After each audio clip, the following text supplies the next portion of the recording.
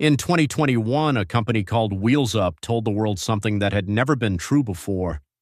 That private jets, the most exclusive form of transportation ever invented, were finally for everyone. The app was beautiful, the branding was perfect, celebrities posted about it, Delta Airlines partnered with it, and it went public on the New York Stock Exchange at a valuation of $2 billion. And 2 years later, it almost ceased to exist. The stock collapsed to its 52-week low, the cash balance, weeks from zero. But here's what nobody told you about the Wheels Up collapse. It wasn't a tech story. It wasn't a pandemic story. It wasn't even really a Wheels Up story. Behind it stood NetJets, Berkshire Hathaway, and Delta. It was the story of a 60-year-old idea, one of the most elegant business models in aviation history, that someone decided to democratize. And what happens every single time someone tries to make something exclusive available to everyone is the same thing. Someone pays for it. Before we talk about who won and who lost, you need to understand what fractional ownership actually is, because most people, even people who've flown private, don't fully understand the product they were buying. Fractional ownership means you buy a share of an aircraft, not a specific aircraft, a share of a fleet. The standard unit is 1/16th. That gets you 50 flying hours a year. In exchange, the operator guarantees you a plane anywhere in the contiguous United States within a few hours' notice every time. That guarantee is expensive to keep. The operator has to position aircraft, sometimes flying them empty, to be where you need them. They maintain a reserve fleet. They pay crews whether the planes fly or not. Fixed costs in this business are enormous, and they don't flex downward when demand drops. You're not paying for a seat. You're paying for a guarantee, and guarantees cost money even when you're not using them. There are 3 ways to fly private. Fractional, you own a share. Jet cards, you prepay for hours and own nothing. And charter, you book a flight like a hotel room, one trip at a time. NetJets is fractional. Wheels Up started as jet cards. That distinction matters more than anything else in this story. Hold on to it. Richard Santulli did not set out to change aviation. He set out to solve a math problem. In 1984, he acquired a small charter company called Executive Jet Aviation. A private jet flies, on average, about 400 hours a year. It is available 8,760. That is a 95% vacancy rate on one of the most expensive assets a company can own. Santulli looked at that gap and had a thought that was radical at the time. What if 16 people shared one plane? A whole aircraft costs X.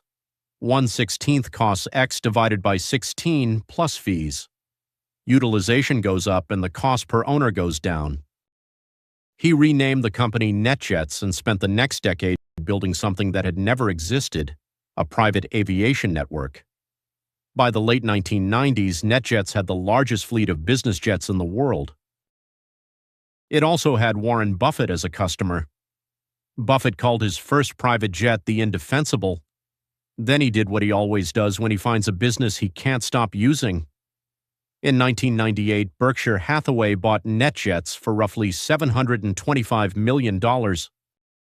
NetJets never tried to be for everyone. What Santulli built and what Buffett bought was not a product, it was a standard. And for 20 years, nobody seriously threatened it. Then someone had a different idea. To understand what Kenny Dichter was thinking when he founded Wheels Up in 2013, you have to understand the world he founded it in. Private aviation had just had its worst decade in 30 years. Congress had made flying private politically toxic. And into that wreckage, Dichter saw not a broken market, but an underserved one. His thesis was this: NetJets served the ultra-wealthy perfectly, but just below them was an enormous group of successful people who wanted to fly private, occasionally justified it, but couldn't absorb a full fractional share. They were the market nobody was building for. Wheels Up's answer was to meet them where they were. The flagship aircraft wasn't a Gulfstream. It was a King Air 350, a twin turboprop that costs a fraction of a jet to operate and can land at thousands of small airports that jets can't reach. Join for a fraction of a NetJet share. Pay per flight. It felt like the Spotify of private jets. And then came the branding machine. Delta became a partner. The PGA Tour, the NFL, and the U.S. Olympic Committee signed on. Celebrities posted their tail numbers. The app launched. It was beautiful. Book in 60 seconds. The waitlist grew. In 2021, Wheels Up went public by merging with a SPAC called, and this is real, Aspirational Consumer Lifestyle Corp. The valuation at close, $2.1 billion. The ticker symbol, UP. The future of private aviation had never looked more like the present.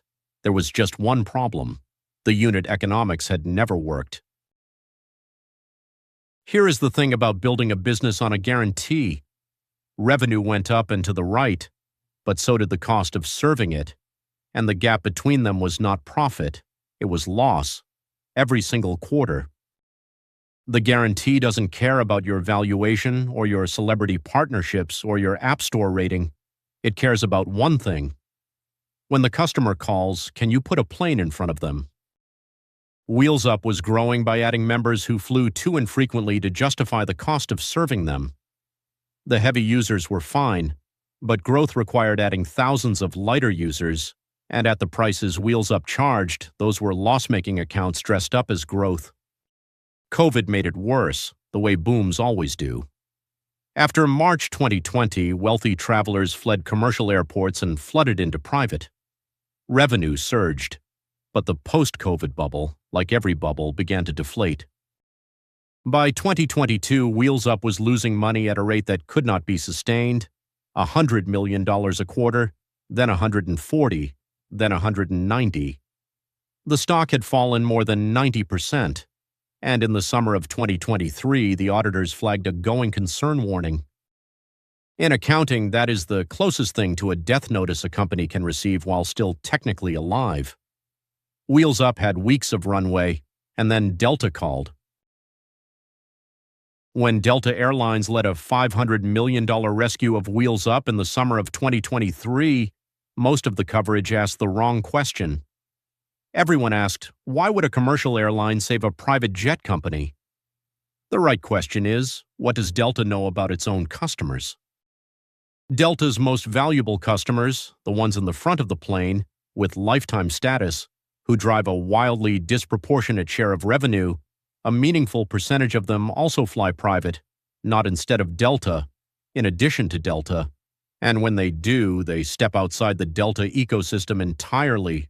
No Sky Miles, no upgrades, no loyalty loop. $500 million to buy loyalty data, ecosystem lock-in, and a private aviation product for the customers you most cannot afford to lose. For Delta, that is a marketing budget. The rescue wasn't charity, and it wasn't aviation strategy, it was loyalty economics. Under Delta, Wheels Up was rebuilt from the inside. Older aircraft retired. The King Air turboprop program scaled back. Membership repriced upward. The product that had tried to be for everyone became quietly a product for Delta's best customers. The democratization thesis was abandoned, not announced, just abandoned. And in its place, the same product NetJets has always sold, now inside a commercial airline's loyalty infrastructure. The circle had closed. The industry absorbed the startup that tried to disrupt it, not by defeating it, but by waiting for it. There are roughly 25,000 private aircraft registered in the United States, more than the next 10 countries combined. That number is not an accident. It is the output of 60 years of infrastructure built for a specific kind of customer. Not everyone, a specific kind. The fractional market, at its honest size, serves somewhere between 10 and 15,000 active members at any given time. That is not a mass market. It is a precise, small, extraordinarily high-value market. And every company that has tried to expand it significantly down market has arrived at the same conclusion. The economics do not bend. Wheels Up is not the first to discover this. Dayjet tried per-seat pricing and ran out of cash. JetSuite tried a similar angle and was absorbed. The graveyard of private aviation for everyone startups is long, and the epitaphs are almost identical. You can brand it differently, you can finance it creatively, but you cannot make it cheap. Private aviation is not a business class seat, the same flight, only better. It is a categorically different product. Control of departure time, access to 5,000 airports, guaranteed privacy, zero security queues.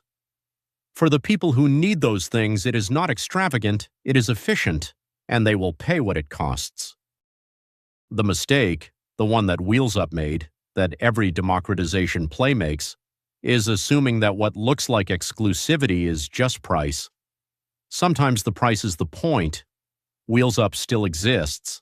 It is smaller, more expensive, more honest about who it serves, but Fly Private for Everyone is gone from the homepage. Private aviation was never broken. What was broken was the idea that it should be for everyone.